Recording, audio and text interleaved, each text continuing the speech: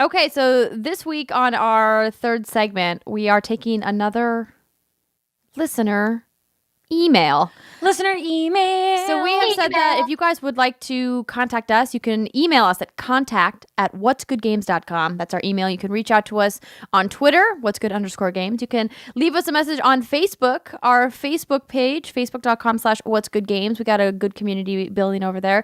And speaking of Facebook communities, I want to give a shout out to all of the awesome admins of the What's Good Games fan page. Yes. They are lovely people who are running the What's Good Games community fan page, and there's a really nice sense of camaraderie there, some really fun posts. And if you guys are ever interested in checking it out, you can do so on Facebook. So shout out to those folks. So this one comes from Matt. He says, "Good evening, What's Good Games panel. I have a question for you ladies that I would love to hear your response on. Simply put, what game that was in development and then canceled would you want to go back into development until it was finished and released? If you want to add depth to the question, how much would you pay to have the game finished and released? Mine would very clearly be Mega Man Legends 3. I'm a baller on a budget, so I think I would top out at 2.5 times the regular price to be able to have that game. So seeing as it would have been a 3DS game, I would pay around $100. Wait, you would pay $100 to fund the development of a video game? I think I've paid $200 to fund the development of a video game on Kickstarter. I think what he's saying is that he would pay $100 as opposed to your usual price tag for the game. Yeah, what you would pay for the game. Gotcha. Yeah. What Kickstarter did you give $200 to? I think there was two actually. I did one. One was wow, my brain's really done. The Double Fine one. What is wrong with me? Broken Age. I gave Broken Age. Thank you. Oh my God, my brain just went. Doop. Happens when you get older.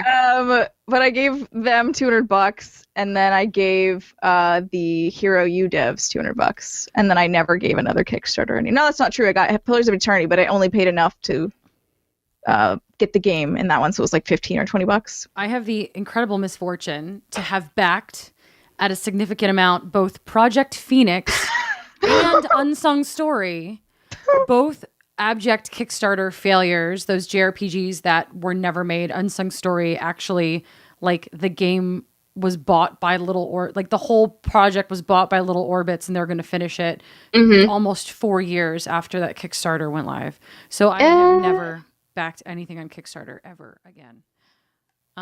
As for That's fair. the game that I would like to revive. Yes, Alexa Ray. I wrote a story about this last year. GameSpot. Do we need to grab a snack? No, I will make this one short. I like snacks. To make it very, very short, many moons ago, a small studio in Sweden called Grin went out of business and had like a closing sale or closing auction or whatever, and it became known to the public that Grin was working on a Final Fantasy game funded by Square Enix. It was a Square Enix sanctioned Final Fantasy game, the first major installment to be made outside of Japan. Some of the mobile games have had involvement from outside studios, but this would be the first one made out of Japan. And it was a sequel, what would be the second sequel to Final Fantasy XII, my least favorite Final Fantasy. However, why do you want this game, you ask, Alexa, when you hated Final Fantasy XII so much? Well, let me tell you. The game sounded awesome. The game was codenamed Fortress, and you played as a character that was kind of meant to be the original protagonist of Final Fantasy XII. And you see all of the characters in a new, somewhat unsavory light. And you spend most of the game in this giant fortress that kind of slowly gets destroyed around you. And it would be the fortress and then like surrounding lands where you would go and get your resources. And the whole premise was there's this ancient prophecy that every 10,000 years, this king comes out of the sea with his fish armies and attacks the land. And this fortress was built as like the last bastion, or the first gate, I guess, the first bastion of keeping this king from coming on land. And people forgot it. And the legend, like, oh, it's not real, it's a story. Well, lo and behold, not a story, Fish King's coming. So the Final Fantasy 12 people go, oh, we got to go battle the Fish King now. And they travel to like the edge of the world and reside in this giant fortress and fight him. In every chapter, you're fighting in a different area of the fortress and utilizing that landscape. It's kind of tower defense, but more akin to the fortress battles that you see in like Shadow of War, where you go in with your army and then have to fight your way through. And then you have that last big boss battle. And this sounded really cool. There were boss battles where like Krakens would fight up walls and you would like have to like do like a Zelda style plant bombs to take people out. The story was really dark and had like a really sad ending, which is not something you see a lot of Final Fantasy games have. Like it wasn't a poignant sad ending. It was just a sad ending, no matter what you did. And it sounded really cool. And the story I wrote for GameSpot, I got in touch with Ulf Anderson, who was one of the studio heads back at Grin. And he gave me, and they're published on GameSpot.com, published the storyboards for the game along with the complete summary of it. And it sounded really, really cool. And a lot of the gameplay stuff sounded cool. So I would 100% would have loved to see this game come to fruition. I'd love to see an outside studio do something with Final Fantasy. As for what I would pay for the game if it came out, like I would pay that like full price plus $30 season pass, whatever it is, for it, because it sounds so cool. And I spent 2.5 years researching this story and trying to get in touch with the people involved in it. So I have a very personal stake in it. So yeah, that is what I would like to see come back, is the canceled Fortress from Grid. All right. Yeah. Well, I think the first thing that came to mind when I was thinking about canceled games was one I think one of you girls might be talking about. So I'm going to pick something maybe a little bit more obscure. So BioWare. Say the first one, though. What was that? Oh, are you going to say the first one? The one that you think? Star Wars 1313. Oh, okay. So I'm going to talk about BioWare's game that I got to see at PAX many, many moons ago. So they were making this game called Shadow Realms. It was a 4v1 action RPG being developed by the Austin studio, which is now shuttered. So this was first announced Austin during... still working on Star Wars? BioWare's? Yeah. It's the Star Wars MMO team. But it's no longer open in Austin, is it? I didn't think they closed it. Did they? Hold on. Let me Google this. I thought they did. But please correct me. I could potentially be very wrong about this. So, this game, I'm going to read a little description here. So, set on modern-day Earth and a parallel world known as Embra would have players taking on the roles of magic-wielding heroes caught in a war to save humanity against the evil Shadow Legions.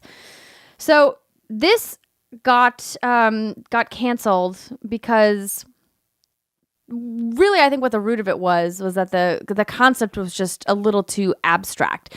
So the way that it played was it was 4-player co-op, and then there was like an overlord, like the fifth person was like almost like the dungeon master in D&D, where they got to kind of change the play pieces throughout the level.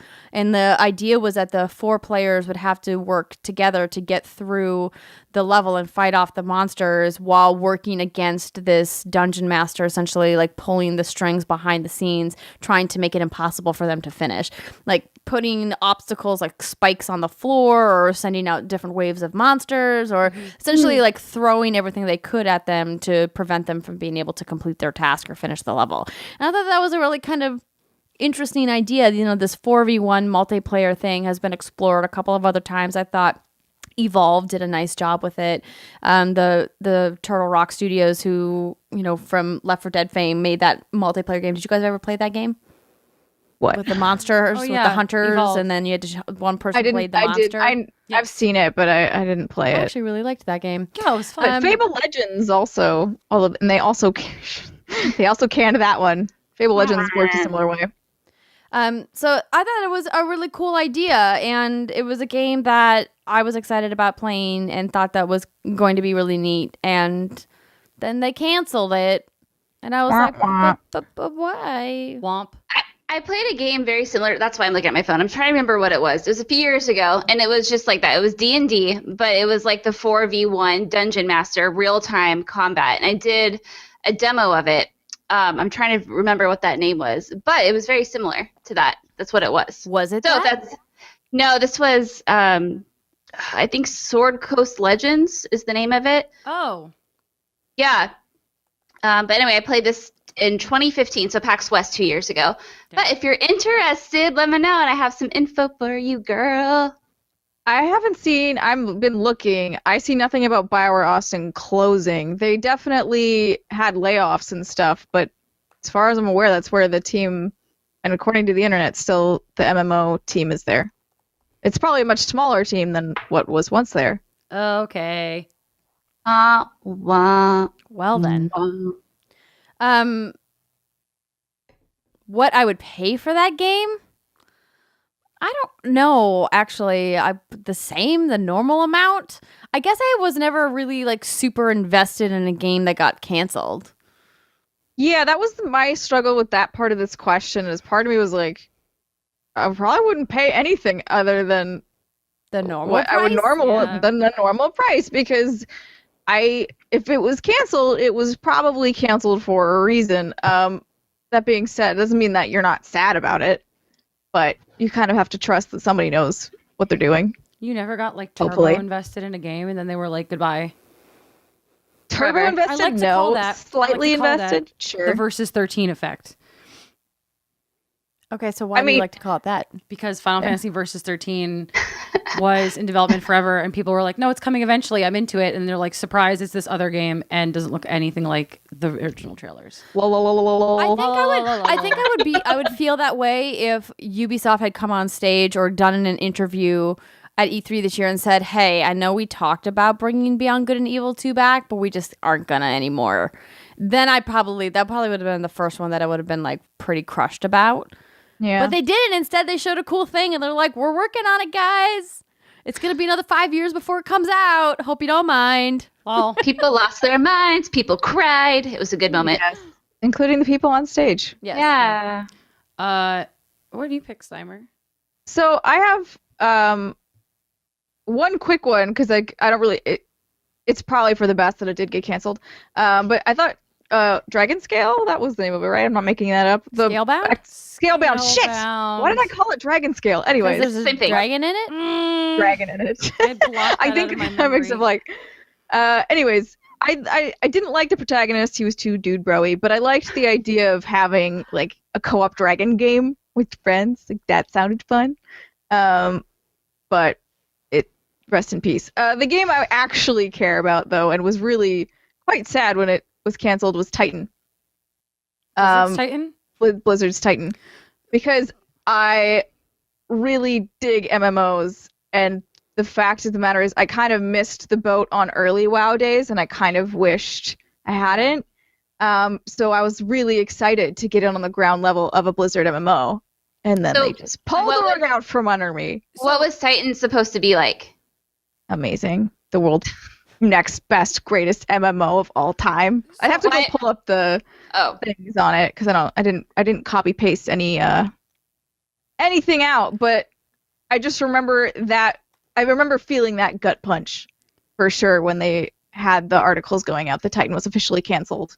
So I think the interview was with Polygon, but Blizzard did say that pieces of Titan were like Overwatch. Right. Has concept from Titan in it. Yes. It's just not the game. So according to Mr. Jason Schreier over at Kotaku, Jason, who spoke to people at ex-Blizzard employees who worked on it, he says that it would have taken place on a near-future version of Earth in a science fiction depiction of the world where mankind has successfully fought off an alien invasion.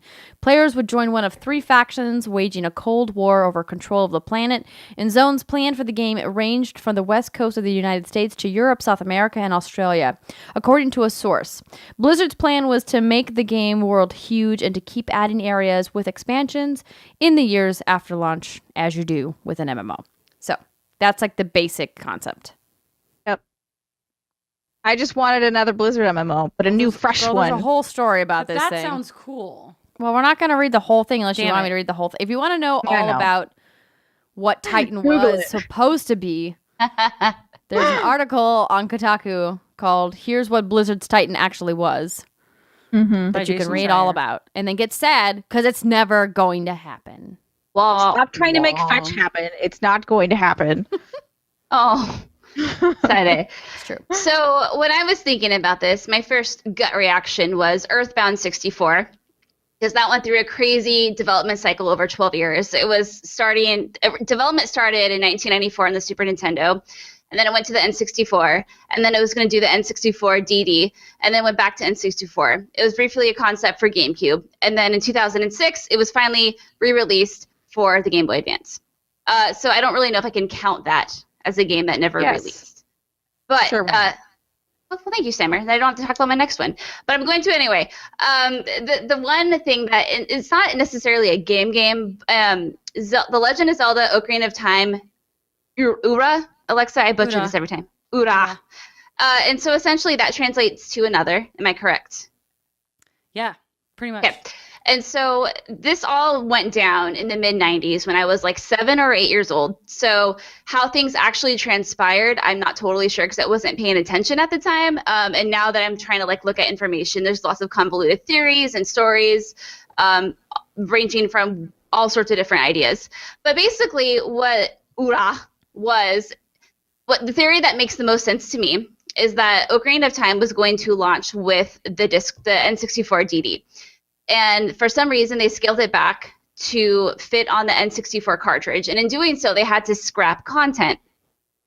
And so after that had happened, Miyamoto had said that Ura was out there and that it had new dungeons, new areas, new quests, new characters, new lands, all of these rad new things to do. And then the N64 DD flopped, failed, and we never even got an official release here in the US. So everyone's like, hey, where's that content? Where are all these new temples and dungeons? And then Master Quest released for the GameCube, which was essentially, they took Ocarina of Time and reworked some of the temples and dungeons, so the layouts are different. And Miyamoto has said, that is your Ocarina of Time, Ura. But everyone's like, no, it's not, because there's no new dungeons, there's no new temples. There was a unicorn temple that was teased supposedly at some point, and there are pictures of it. A unicorn temple? Yeah. I want a unicorn temple. Yeah. And so I would give my ovaries and an undisclosed amount of money if I could get this content. So how it was supposed to work is that you were supposed to be able to take the cartridge, the N64 cartridge, and then put in the like magnetic drive, I think is what they were calling it, into the N64 DD, and then it would open up like new content for you. It was supposed to be essentially DLC. And I think a lot of that content got scrapped, and now it's floating out in the nether, and I don't think any of us will ever really get our hands on it. But I would pay a lot for that. I can't put a limit on it because I'm kind of crazy when it comes to these sorts of things, and I might spend a lot. So I don't know. You just said you would throw yourself into early menopause for this game. Yeah, I would. It's true. That is what you said. I would, essentially. Christ. I would give up any children. That might be an overstatement, but I would give a lot to have that in my life. A lot. Okay, so I don't know if you can necessarily put a price on that, but No. I did want to talk about Star Wars 1313. Ooh, So Yes. Pick me. So this game is something that sounded super awesome to a lot of us out there. Yeah. Gritty take on the Star Wars universe, follows the exploits of a young Boba Fett exploring an underground area of Boba Fett. Coruscant known as Level 1313. But when Disney purchased Lucasfilm, it made the decision to change the Star Wars franchise position from an internal development to a licensing model for Star Wars video games. So, fun story. At a bar with an undisclosed person. Okay. At an undisclosed gaming Oh convention. my god, did we have the same experience? I got to see some gameplay footage of Star Wars 1313. Yes. Go I on. can't say who showed it to me, Sure. but I can Not say that I asking. saw it and I freaked the fuck out when I saw it. I was like, how did somebody kill this game. Now, I don't know what kind of vertical slice I saw, what portion of the game it was. Many drinks had been had when this person showed this piece of footage to me that they clearly weren't supposed to show me. But this was many years ago now at this point. And it was interesting to me that something like this could be such a potential huge project, and a company like Disney would squash it, like, and I know that there's so many moving parts to it. Like, there was something to do with, EA acquiring the Star Wars license to make these video games, and the deals that they had in place with the other studios that were making said video games. We now know that there's like 4 separate studios working on Star Wars stuff currently. And I don't know like how this game kind of fell through the cracks. I would like a really nice backstory of somebody. Maybe we can commission Danny O'Dwyer to do a no clip on what happened with Star Wars 1313. So it's not out yet, but our good friend Jason Schreier, previously mentioned in this segment, I wouldn't call him a good friend. For the record, your good friend, maybe. So I don't know him at all. He has a book. He has a book coming out in I think next month about called Blood, Sweat, and Pixels, and it's a bunch of stories about in development games. I have a pre-release copy. I'm almost done with it, and the last chapter is on Star Wars 1313. Does he spill the goods? I haven't gotten there yet. Wait, but you said you have the chapter. I do. It's sitting in my house. Not done with it yet, though. In order. I just finished the Uncharted 4 chapter. Interesting. Yeah, it's really good, but I'm excited to get to that one, and I'm glad they put it at the end of the book because it feels like the cherry on the sundae. Yeah, for that particular game. I also heard for 1313. I've heard of a lot of element cannibalization within the Lucasfilm story group and the wider media properties working on it. And I don't know if any of you have watched Star Wars, the Clone Wars cartoons. No. And so in one of the later seasons, Ahsoka, one of the main characters, actually ends up in that seedy underbelly of the bounty hunters, which is where 1313 would have taken place. The like underbelly of Coruscant, I think it was. Mm-hmm. And she goes down, and 1313 is a reference to level 13. And her story takes place on levels, I think it's like she goes to level 14, like 15, 14, and like 12, not 13. And it's sort of a spoken thing that like the concept for, and these episodes came out long after 1313 was canceled. So it's sort of the idea that like this same idea was taken and repurposed and used in another piece of Star Wars media. So it's sort of like, it's like looking at it, but not. But the idea survived. The game just did not. I feel like with the guts being made of this game, why wouldn't you just let a studio pick it up and make it? Like, because we're all waiting with bated breath for what Amy Hennig is doing with Star Wars, right? Like, I think we all can agree. Yes. Like, yes, can't wait. This is the one. Like, Battlefront, sure, that looks cool, bro. But, like, what is Amy Hennig doing with Star Wars? Yeah. When did we get to see that game? And I think that, from what I've heard about the development of 1313 and, what I saw with my own eyes, like, I was like, this looks like it'd be real cool. Why didn't you make this game? Please don't tell me the bureaucracy, like the red tape of video game politics is what killed this game, which I think is sadly probably what ended up doing it. Probably. That game, I probably should have picked as my first bet now that I'm talking through it. It might have been. That's okay. Now that I think about it, in the direction that they've completely taken Star Wars after the purchase, like they've moved away from characters like, I know like Boba Fett was like a fan fascination. Like he became popular because fans became obsessed with him. And I feel like maybe it was a conscious decision on their part to move away from him specifically and that kind of thinking and then focus on like new characters maybe. Possible.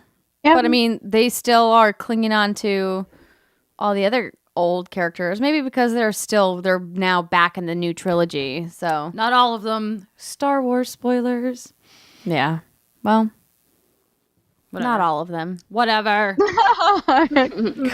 So, any others, ladies, that come to mind I mean, we could talk about Silent Hills. Yeah. You're like, man. That game did not exist. That was a pretty trailer.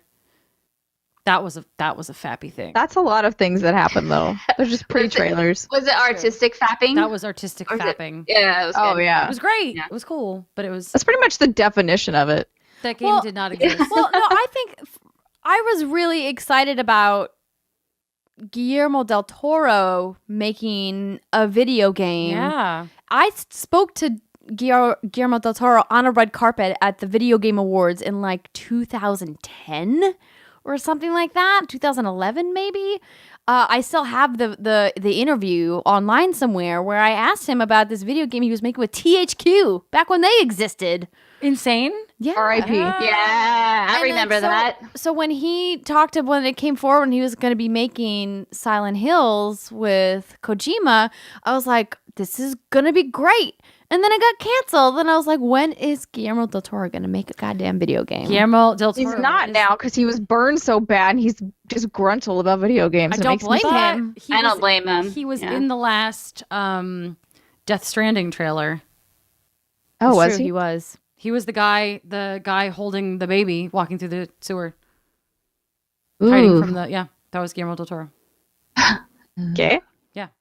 Andrea, will you play Death Stranding? If it's like it turns out to be kind of horror-y, will you play it? I mean, I kind of have to, right? I know. It's a Kojima You joint. can't cover your eyes though. I know. How about I gonna sit keep it next to open. you while you play it? Yeah, Perfect. I'll be there too. Because I can do I'm that. also scared. Just Okay. feed me shots and I'll be good. Okay, good. All right. So that'll probably wrap it up for this week unless there's some parting thoughts. Love you all. Thank you for the amazing community on the social medias. I see all of you and you are greatly appreciated. Yeah, we love all of you guys. Don't Come to hesitate PAX. to reach out to us at all. Yes, and come to PAX if you are going to be in the Seattle area. We'll have I know I've mentioned that we're having a meetup. The details are getting TBD. finalized as we speak. And when we do the show next week, we'll have the final details for you, I hope. Fingers Sweet. crossed. But yeah, a big thank you to all of our fans over on Patreon who support us every month. We wouldn't be here without you guys. That's patreon.com/whatsgoodgames. We recently did some feedback interaction with you guys. Know that we are processing it all. We're compiling it all. We're going to go over it. There's some really great ideas, some really constructive stuff. So thank you so much for, having a dialogue with us about our content. We're new. We're still figuring out what this show is going to be long term. And, we want you guys to be part of that conversation. We want this to be a nice symbiotic relationship. So, yeah, we're going to be working on some stuff. So, Yeah. thank you for hanging with us while we work out the kinks and make this the best show on the internet. All right. So that's going to be it for us for this week. Everybody have a fantastic weekend, and we'll see you next time. Bye, everybody. Bye.